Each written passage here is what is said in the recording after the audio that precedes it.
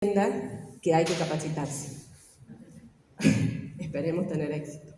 Bueno, en esta oportunidad que vamos a cerrar ya el ciclo de conferencias de la comisión, esto lo organiza la Comisión de Accesibilidad, está el arquitecto Traverso y el arquitecto Alía, conmigo por el momento, esperamos el año que viene poder sumar más gente, para poder concientizar principalmente a los profesionales que están en áreas de municipios, gobiernos, que son los que aprueban y difunden las normativas para que se hagan correctamente. Esperamos poder lograrlo el año próximo.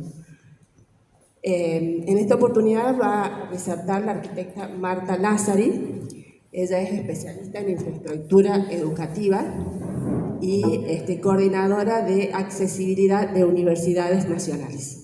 Ella nos va a mostrar ejemplos prácticos y ya ejecutados, realizados, que es lo más importante de ver cómo se resuelven las distintas dificultades en accesibilidad. Y el arquitecto Carlos Alonso, que ya ha estado en otra oportunidad, no como disertante, sino como colaborador de la arquitecta Diana Nieto el año pasado. Él es máster en accesibilidad urbana y Smart City de la Universidad Jaén de España. Bueno, los dejo en compañía de ellos. Carlos, todo tuyo. Hola, buenas tardes. Bueno, muchísimas gracias a Patricia y la comisión por la invitación y bueno, felicitaciones por el trabajo. Les cuento una cuestión.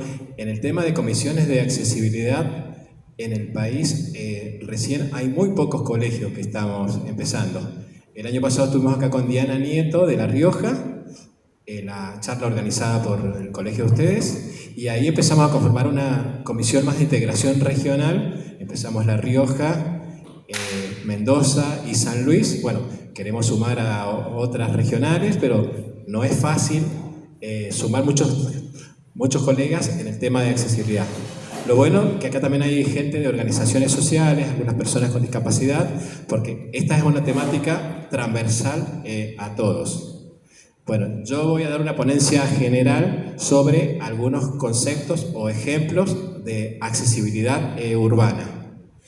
Porque ustedes ya con la charla veo muchas caras que estuvieron en la charla de Diana el año pasado. Ella dio los conceptos generales de accesibilidad universal, algunos podemos repetir. Josefina Ocampo de Tucumán también estuvo este año acá. Y bueno, yo quiero pasar algunos ejemplos. Mi idea es, como digamos el público es de distintas actividades, hay arquitectos y hay personas de gestión y personas de la comunidad, hacerlo en un lenguaje muy sencillo, lo más claro, lo más simple posible. Y acá, como yo siempre digo en las charlas, nosotros que nos hemos especializado en temas de accesibilidad, no venimos a enseñarle arquitectura ni a proyectar a ningún arquitecto, sino tratar de, digamos, concientizar en muchas problemáticas y muchas resoluciones de accesibilidad que aún están pendientes. Las falencias que ustedes ven con accesibilidad en sus ciudades, las pueden ver en cualquier ciudad de Argentina, en cualquier ciudad de Chile, hasta en ciudades europeas, porque es un tema que todavía no ha sido abordado en la profundidad necesaria. Bueno, esta definición ya la deben conocer de las charlas anteriores. Uno escucha hablar de accesibilidad, la palabra accesibilidad tiene muchísimas acepciones, pero bueno, para mí la que más me gusta es la definición que incluye nuestra ley nacional. Entonces, básicamente la accesibilidad es la posibilidad de las personas de gozar de las adecuadas situaciones de autonomía como condición principal o primordial para desarrollar sus actividades. Y sin las restricciones, que esto es lo que siempre nos pasa en los medios urbanos, de las inadecuación del medio físico, y si todo esto, el medio físico, funciona perfectamente, permitimos la integración social de todo este colectivo de personas y la equiparación de oportunidades. Bueno, con relación a la accesibilidad, hay muchos puntos a analizar. Yo simplemente tomo tres como arquitectos. Si nosotros tomamos más o menos esos tres análisis, sin ser especialistas en accesibilidad, podemos resolver, digamos, cualquier obra. Primero, tenemos que tener una visión integral de la discapacidad. Nosotros no podemos proyectar para arquitectura para personas con discapacidad si no conocemos y no tenemos interacción con distintas personas que tienen una discapacidad, porque tenemos que charlar con ellos, tenemos que conocerlos, tenemos que ver cómo se mueven, y ahí van a ver cómo hasta se cambian los vocabularios, porque por ejemplo, común de la gente dice, vamos a hacer una rampa para discapacitados. No, la rampa es para las personas, y las personas con discapacidad tienen su prioridad.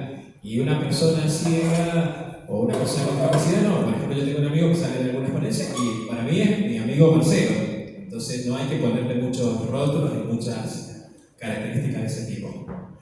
Y bueno, como arquitectos, si no comprendemos la problemática del espacio y cómo se mueven las personas, no lo vamos a poder resolver. Entonces es muy distinto resolver la movilidad para llegar a un lugar, una persona que es atleta, que podemos hacer un escalón hasta de 20 centímetros, para una persona anciana, que podríamos pasar un escalón de 15 centímetros, o para una persona en silla de ruedas, que tenemos que trabajar 0 escalón.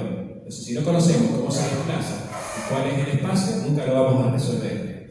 Y bueno, y obviamente, como todo tema que trabajamos los arquitectos, tenemos que conocer básicamente la normativa.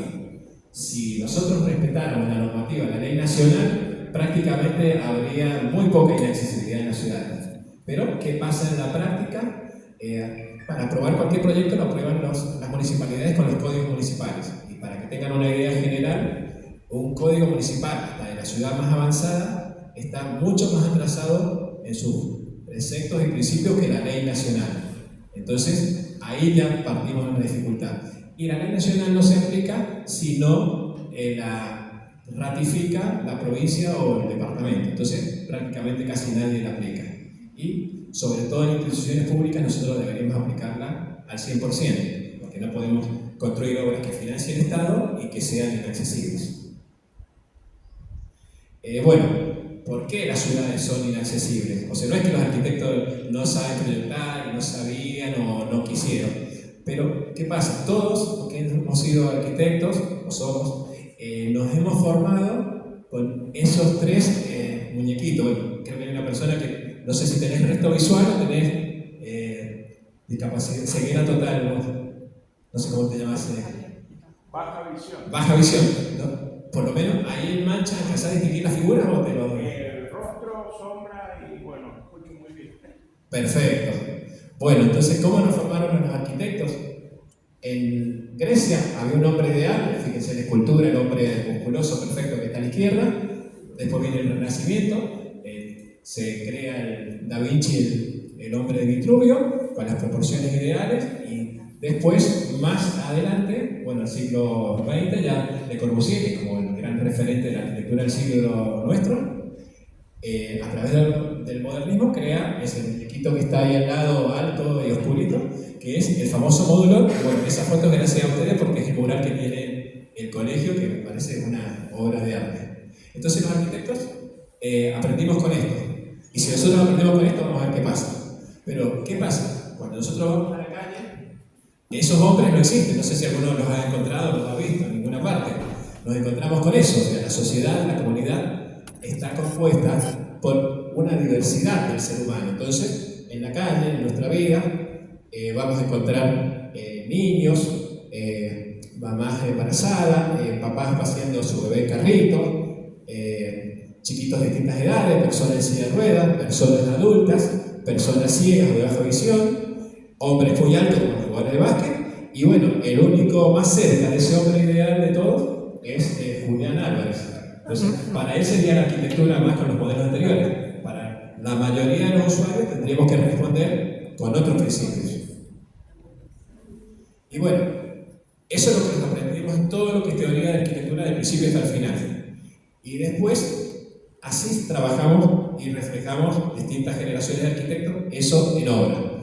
Si tenemos el hombre ideal puede subir perfectamente escalones. Entonces, en el neoclasicismo, foto de la izquierda, un edificio importante de un banco, 5 escalones. Bueno, con el tiempo, obviamente que hay que accesibilizarlo, ya tiene su rampa. Y el de la derecha son 2 edificios de Mendoza, tribunales federales, como también todos los edificios de justicia, si no son llenos de escalones, no son actos para la justicia. Entonces, ahí, bueno, los chicos, y mi amigo Marcelo, bueno, él es ciego, pero puede subir perfectamente, pero una persona en silla de ruedas, originalmente no podía subir a ese edificio. Obviamente, por suerte, como es un edificio del Estado, después se hizo rampas a los costados y ahora es totalmente accesible. Pero así respondieron los proyectos originales. En cambio, cuando los arquitectos pensaron en la diversidad del ser humano, trabajaron ya con conceptos de diseño universal.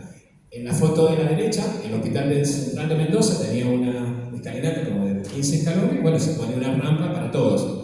Ese es el diseño universal. O un memorial de San Martín que está en Mendoza, también el ingreso para todos es rampado. Entonces, cuando ya se incorporan estos proyectos y los arquitectos usan su creatividad, salen cosas lindas como estas.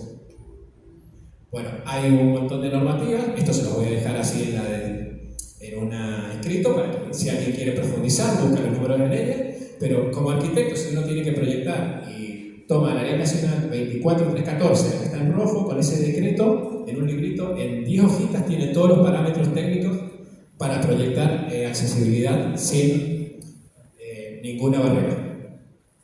Y bueno, esto es lo que nos encontramos cuando todos recorren la calle, y en la calle está lleno de barreras. Barreras, por su definición, es un obstáculo que impide a una persona con discapacidad, tanto permanente o transitoria, porque muchas veces se piensa si en un lugar, si no hay personas en silla de ruedas, ¿para qué vamos a hacer una accesibilidad si no va a haber nadie? Pero todos podemos tener una discapacidad transitoria y todos, más esa persona, tienen derecho a ingresar a ese edificio. Las barreras hay un montón, construidas, culturales y otras.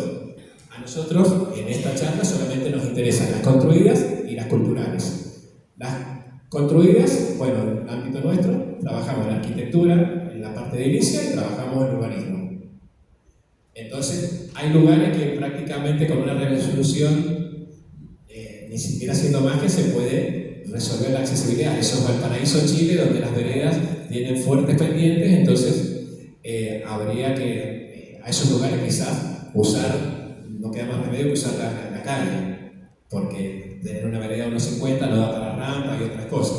Pero bueno, ahí hay condicionantes fuertes que a veces justifican una solución alternativa que no sea por el mismo camino que pasamos todos. Pero estas son las más críticas, las culturales, porque acá son dos ejemplos. El de la derecha es un sendero podotáctil que en muchas ciudades ya están y se están haciendo, mejor, peor, pero se están haciendo. Pero ¿qué está pasando? Por ahí está el señor de la carnicería, se le ocurrió poner el cartel justo en el sendero podotáctil. Entonces la persona ciega se lo va a llevar por delante. Y la de la derecha es un poquito, como reflexivamente, más preocupante. Son molinetes que ponen en los colectivos urbanos en Santiago de Chile y miren ahí lo que cuesta pasar a una persona, digamos, de dimensiones normales. Una persona en silla de ruedas, obviamente que imposible en ese colectivo, y una persona de talla un poco más grande tampoco pasa. En ese caso, el chofer tiene que abrir la puerta atrás para que suba. ¿Y por qué existe esa barrera? Porque dicen que los chicos secundarios pasaban el colectivo sin pagar, entonces pusieron esa cuestión. Entonces, el interés comercial de uno o dos pasajes que pueden evadirse hace una dificultad para el resto de los usuarios que es realmente molesta. Bueno, ya estos son algunos conceptos técnicos cuando uno piensa un proyecto de accesibilidad. Uno, para mí, uno de los más importantes es lo que llamamos cadena de accesibilidad. Entonces, cadena, haciendo un paralelismo con lo que es una cadena normal, estándar, digamos, son elementos que durante el proceso van interactuando y si no están bien, digamos, ensamblados, dificultan que la persona haga el recorrido completo. Y el de la izquierda es uno que pasa, muy sencillo, pero que pasa casi siempre. Se resuelve una vereda, un paseo, con plano, con rampas de buen acceso, pero en la unión con la calle siempre queda un pozo, entonces si uno va en una silla de ruedas, bueno, le va a costar pasar por ahí porque la silla se va a quedar trabada. Y en el de la derecha empieza bien, es un campus de una universidad, también en Chile, pero tengo muchos ejemplos en Chile porque he viajado más a Chile que en otros lugares. Y bueno, ahí uno ingresa en la calle, a nivel, pasa perfecto, ingresa al edificio, pero A la izquierda de ese edificio, el próximo edificio que sigue, donde yo tengo que entrar a hacer algunos trámites, ya el edificio está resuelto como con 20 escalones. Entonces venía bien, me bajé el colectivo, bien, caminé la vereda, el tercer edificio, 2 pasos, y el tercero se cortó la cadena. Entonces siempre pensemos en los proyectos integrales de punta a punta.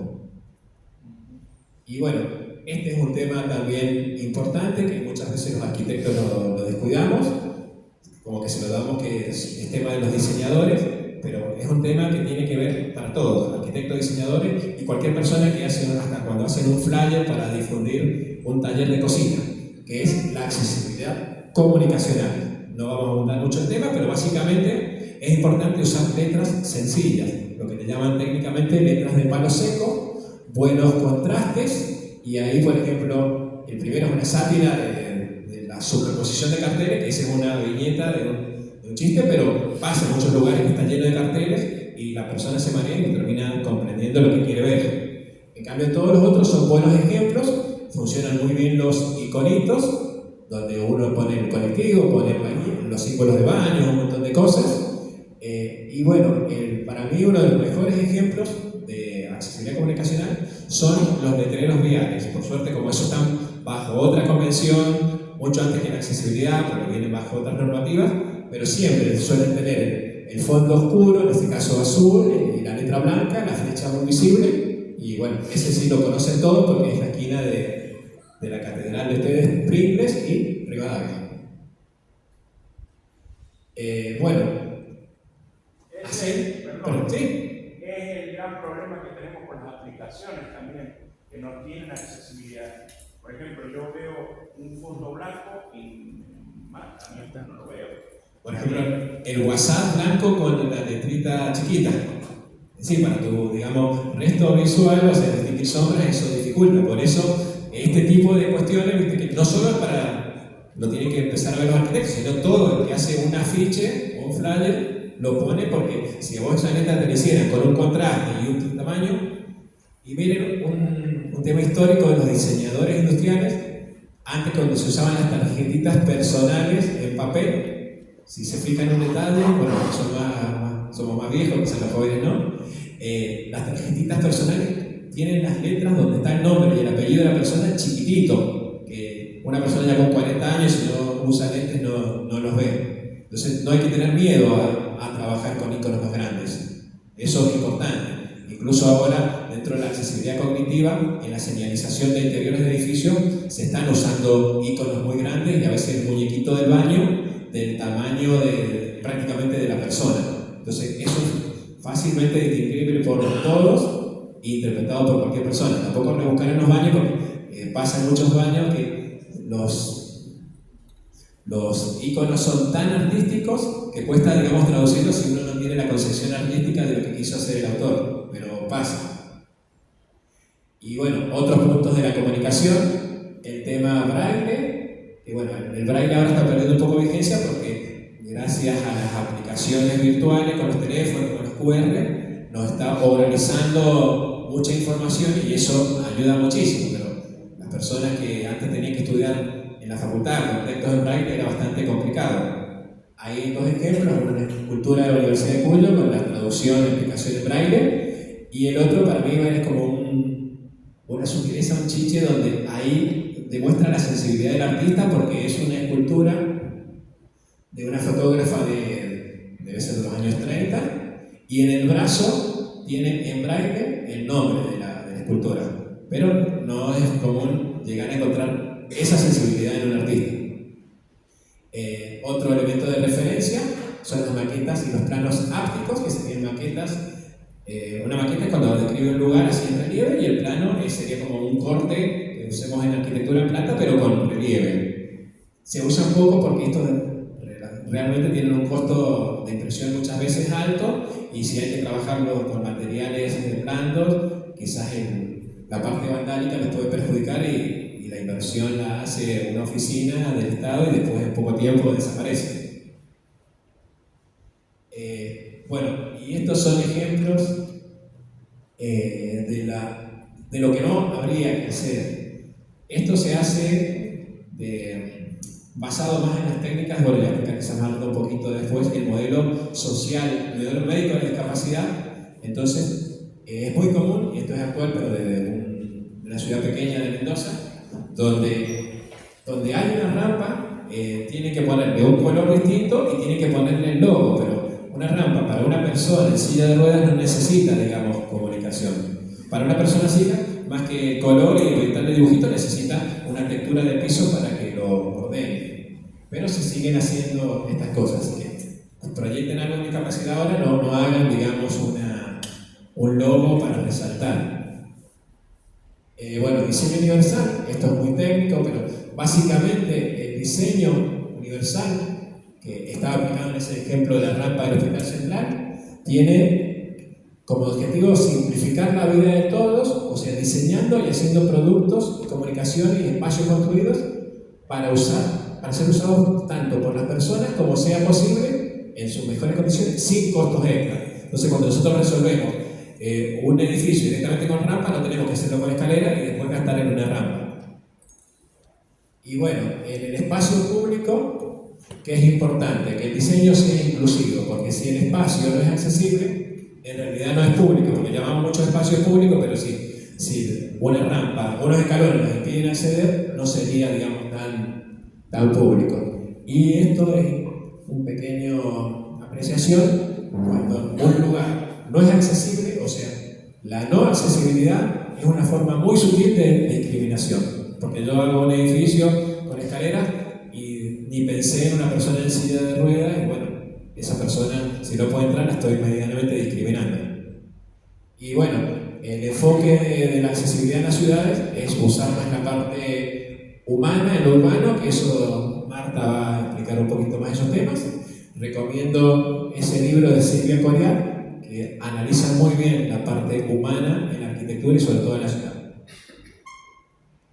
Bueno, dentro de los elementos de rampas, dentro de la parte urbana, nosotros tenemos los famosos vados de esquina. Los dos son ejemplos de San Luis de la Plaza, donde el primero es muy buen ejemplo, el de la izquierda, el vado con los triangulitos peraltados para evitar, digamos, caídas, roturas. Ese sí está señalizado, porque ahí sí una persona, digamos, con baja visión ve el triangulito ese amarillo y ve las texturas de las baldosas y tiene ese triángulo, se advierte que ya empieza la calle. Y el segundo es que se hace muchas veces, se pone la rampa en el lugar más fácil, más rápido, porque la municipalidad dice que queremos hacer 30 rampas y bueno, van y los estudia en la profundidad. Quizás esa rampa necesitaría haberse ubicado en un costado, no romper tanto la escalera, que originalmente era muy linda, y haber servido a la accesibilidad. Bueno, estas rampas las hicimos en la Universidad de Cuyo y para cumplir con la ley nacional necesitamos eso, las barandas con 2 pasamanos, que también es otra cosa que sinceramente se olvida mucho, un pasamano 90 en el superior, un pasamano 70 en el inferior, la rampa con pendiente no mayor al 6% y tramos máximos de 6 metros, descanso de 1,50 y siguiendo hasta que resolvamos lo que hay que hacer. Pero, digamos, los códigos quizás permiten 8 a 10% de pendiente, que para muchas personas les cuesta mucho, y hay códigos que ni siquiera piden ese descanso, entonces pueden hacer rampas de 15 metros sin ningún descanso. Son bastante rampas difíciles para una persona en silla de ruedas, aunque sea muy atleta. Esta, por ejemplo, a veces en los espacios públicos quizás no se gasta un poquito más de desarrollo, entonces se fuerza la pendiente. Si bien la rampa está, se puede necesitar, pero está un poquito forzada la pendiente y es muy común olvidar el segundo pasamano. No es imprescindible porque no todas las personas en silla de ruedas usan el segundo, pero si podemos hacerlo de acuerdo a todos los principios de la ley, están pensados para la comodidad de todas las personas. La gente que tiene esclerosis múltiple usa la rampa o la baranda. Y la baranda es un elemento de guía y de apoyo muy común, porque uno dice sí, la baranda para la silla de ruedas, pero una persona mayor necesita también. Y alguien cuando baja muy rápido tropieza y si no va atento a la baranda puede caerse, puede, digamos, lesionarse. Y guiándose con la baranda lo ayuda muchísimo. Y en algunos recorridos las personas ciegas, porque la rampa está en el camino principal, también sirve porque te tomas de la rampa y te va guiando y te olvidas de hacer todo ese recorrido con el bastón que te va generando un descanso. Y bueno, pero también hay mucho en la calle lo que debe haber rampas imposibles. Y esto es un trabajo hecho por una municipalidad, una refacción de plaza muy buena, porque el trabajo que se hizo ahí en Mendoza fue muy bueno, pero al no manejar la accesibilidad, dijeron, bueno, se preocuparon por las tramas de piso, los colores, la parquización, pero cuando llegamos a la rampa, a la esquina, bueno, hay que hacer la rampa, quedó un pedacito y la hicieron curva. Esa rampa sería terriblemente peligrosa, porque nunca hagan una rampa con curvas y peralte, porque lo más probable es que la silla de ruedas vuelque. Y ahí justo estaba la sequía, así que bueno, el vuelco sería terrible. Arquitecto, sí, señor, escucha. Una apreciación que seguramente lo debe saber usted. Acá en San Luis, nosotros tenemos alrededor de la plaza y en algunas avenidas principales ampliadas las veredas a 4,20 metros con un sendero de baja visión. Eso lo hicimos poner, bueno, yo colaboro y soy miembro y secretario del Consejo de Discapacidad de la ciudad. Pero eso fue hace gestión de Enrique Ponce, que fue el intendente hace 4 gestiones anteriores. Pero eso ayudó mucho a la gente con discapacidad visual. Las rampas esas que se hicieron con las barandas, bueno, pues las barandas, se hizo para la gente con esclerosis múltiple. Eso le comento esa apreciación porque se ha ido pensando también. No hay mucho espacio, lo que tiene Mendoza es que tiene las veredas que son anchas, pero acá hay que hacer más para la ciudad. Pero hacia allá vamos, arquitecto. Efectivamente, sí, en las veredas angostas, por ejemplo, bueno, seguramente Josefina Ocampo cuando vino les mostró las semi-peatonales de Tucumán, veredas angostas, zonas muy transitadas y comerciales. Ellos han hecho una expansión, una ampliación de la vereda, recortando espacio de circulación del auto, y se han podido hacer veredas mucho más cómodas. Porque a veces pasa en las ciudades así, o ciudades del norte, veredas de 1,20 m y que hay un poste de luz, entonces realmente queda menos de 50 centímetros y una silla de ruedas mide más de 70. Entonces, también hay que resolver casos puntuales cómo se puede acondicionar. Pero sí pasan esas cosas. Y sí, las barandas, en rampas de esquina, hace mucho lo empezó a hacer Córdoba, pero hubo mucha discusión, que sí, que no, y bueno, creo que prácticamente la sacaron. Pero cuando una solución beneficia a un grupo de personas, hay que hacerlo, porque todos los demás tenemos que adaptarnos a ella, no al revés. Porque si una persona la necesita, y decir, no, por una persona no la vamos a hacer, no puedo pasar por el otro lado, pero esa persona necesita ese. Entonces también hay que pensar en la integración, como decís vos, y es fundamental que trabajen ustedes en las asesorías de los municipios, porque generalmente el arquitecto, nosotros trabajamos muchas veces con la teoría. Yo he trabajado tengo muchos amigos con discapacidad, entonces uno tiene interacción, pero hay arquitectos que nunca tuvieron una charla con una persona ciega, y es muy difícil proyectar para alguien que lo ve, porque cuando uno no ve, que no sabe cuál es la percepción. Así que eso es importante. Bueno, dentro de los elementos de accesibilidad urbana, la localización sería muy sencillo. Es como que algunos edificios de carácter comercial o administrativo importante que tengan una presencia fuerte para que se identifique que es ingreso, que no haya que como que andar adivinando. Entonces, por ejemplo, vos que tenés baja visión, si ves una puerta o un vano rojo, decís, bueno, acá se entra. Y el resto tampoco no está la puerta escondida en un lugarcito y cuesta encontrarla. Accesibilidad al transporte público, bueno, no lo vamos a abordar mucho, pero básicamente, ¿qué nos pasa? En el interior tenemos muy pocas unidades de piso bajo, entonces la mayoría tenemos colectivos con escalones. Una silla de ruedas no puede subir, salvo que levanten a la persona. En Buenos Aires tiene, resuelto prácticamente en ciudad casi el 100% de las líneas de colectivo con piso bajo. Eso ayuda mucho. Y aparte de los colectivos, necesitamos, no en todos los lugares, pero quizás en recorridos troncales o paradas principales, resolver un poco los elementos de apoyo de la infraestructura urbana. Por ejemplo, un buen ejemplo es el Metrobús en Buenos Aires, donde los paradores tienen la altura del colectivo, del piso del colectivo. Entonces el colectivo para, la silla de rueda pasa directamente, sin tener que usar rampas y elementos accesorios que muchas veces están rotos o no funcionan.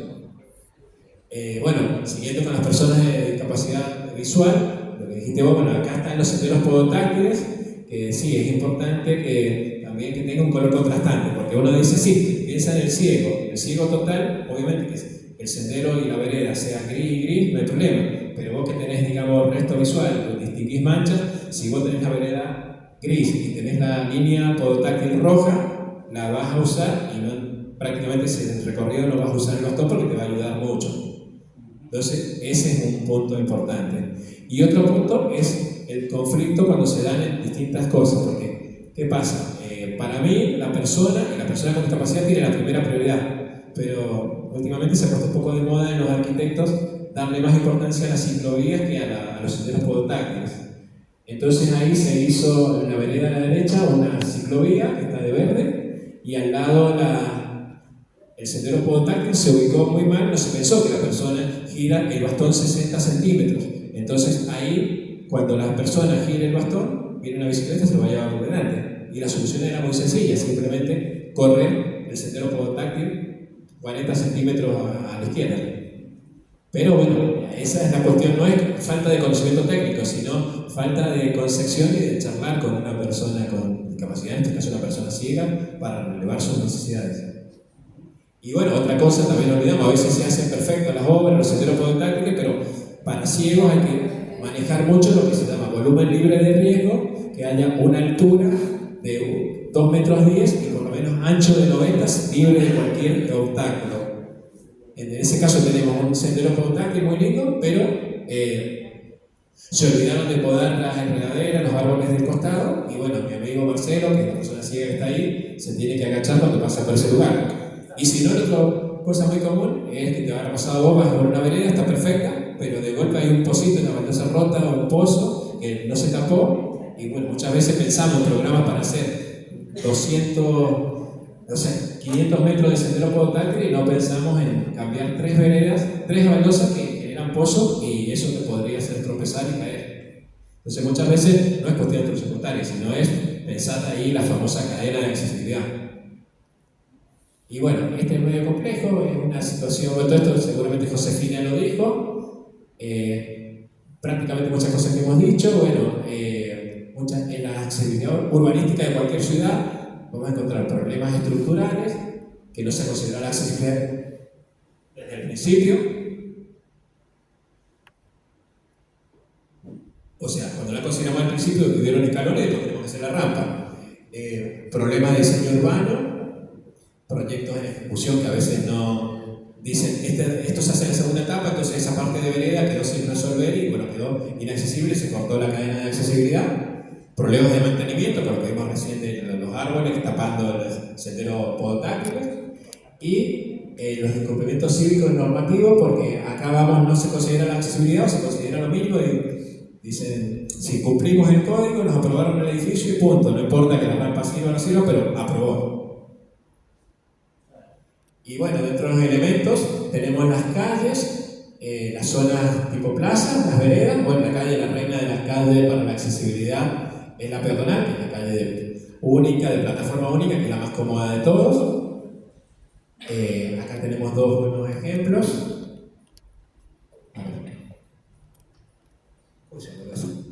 En Buenos Aires, la calle de plataforma única es igual sigue siendo vehicular, pero tiene protagonismo principal la vereda para que sea cómoda. Y la calle está al mismo nivel que la vereda, se separa con volardos para separar el auto del peatón. Uno es en Buenos Aires, que tiene calle, tiene ciclovía y tiene parte peatonal, ahí ya no pasa nada en las esquinas con los vados, las rampas que impiden la comunicación. Y ustedes acá en San Luis tienen levantado, no sé si todo, pero por lo menos frente a la catedral, levantada la calle, entonces de la plaza a la catedral se cruza perfectamente.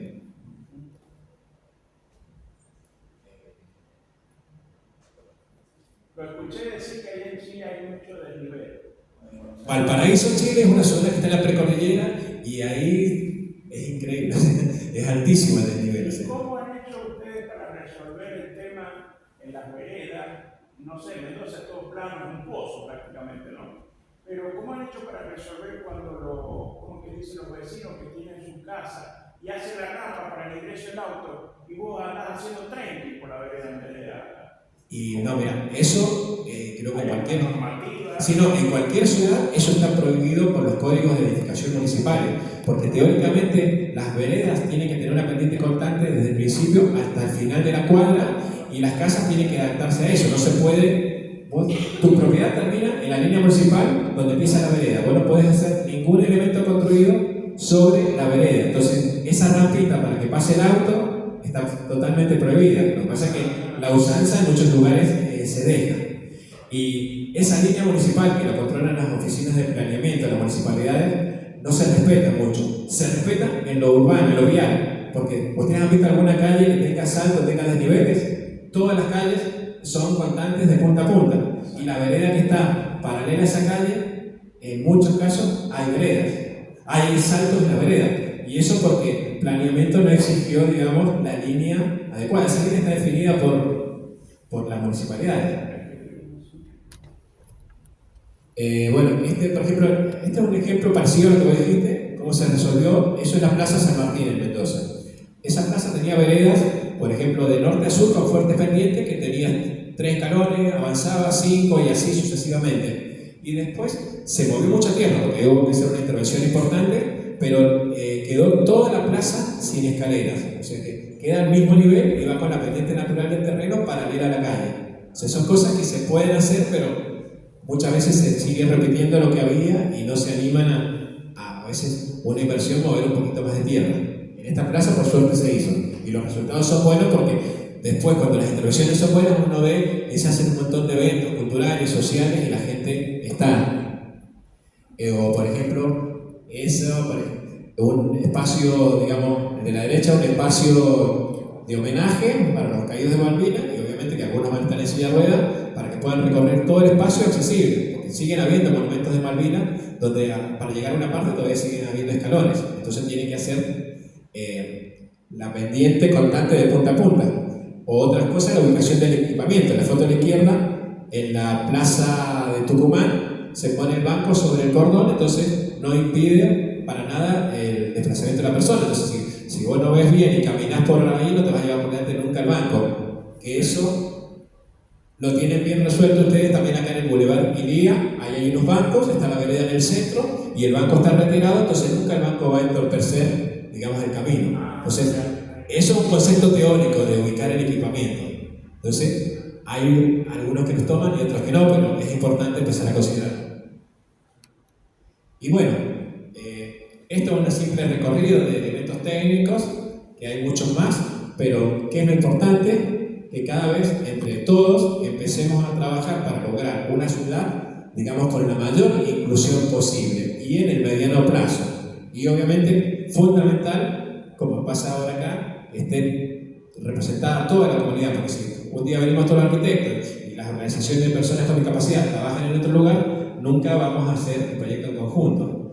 Y todos los grandes proyectos, eso lo vimos en la universidad, cuando empezamos a accesibilizar, el programa de accesibilidad, que Marta va a contar algo, salió de las áreas sociales, las áreas de relaciones estudiantiles, empezaron a analizar la problemática del uso del espacio de los estudiantes, ellos consiguieron la gestión del programa y después pasa a nosotros que hacemos arquitectura. Entonces, esa es la forma. Y es importante que cada vez más se empiecen, digamos, a sentir y a reclamar más fuerte los derechos de las personas con discapacidad, porque si no, van a quedar muchas cosas sin resolver. Bueno, muchas gracias.